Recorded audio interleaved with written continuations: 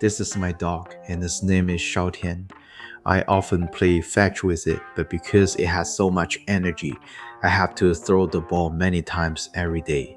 Eventually, all that repeated throwing made my shoulder sore and painful. So later, I decided to invent a device that could help me launch the ball and save my aching shoulder. This was the first prototype I made. At the time, I didn't have a large size 3D printer, so I could only build a launcher size for ping pong balls. Later, I made a short video to show how it worked. Although it wasn't a piece I was fully satisfied with, it still received a lot of support in the end. I would sincerely like to thank everyone who supported my work. Later, I got the Qidi Max 4, which gave me the opportunity to take on the challenge of creating larger size projects. It has the largest build volume of any consumer-grade 3D printer I've ever seen. Not only is it huge, but its print quality is just as impressive as that of many smaller printers.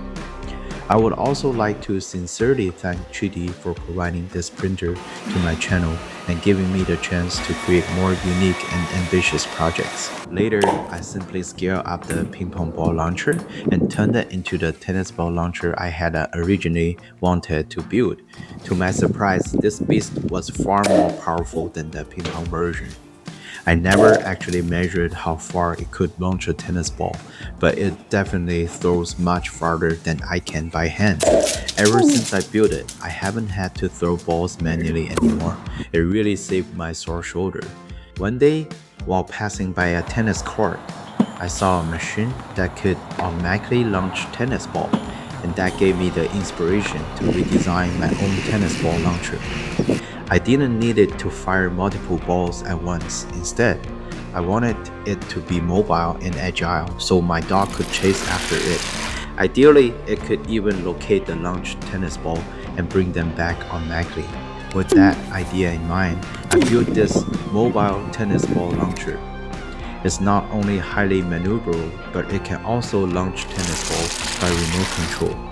Due to limited time and budget though, I only completed the launching unit and didn't build the robotic arm for retrieving the ball.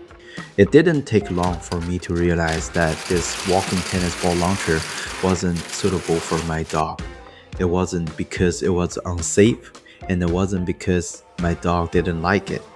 The real reason was that after I used alcohol as a propellant to launch the tennis ball, I found that my dog had become strangely fond of the balls coated with a cleaning alcohol. It would even lick off the remaining alcohol every time before bringing the ball back to me.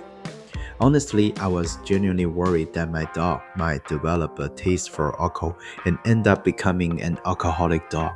So I wouldn't recommend using alcohol as a propellant.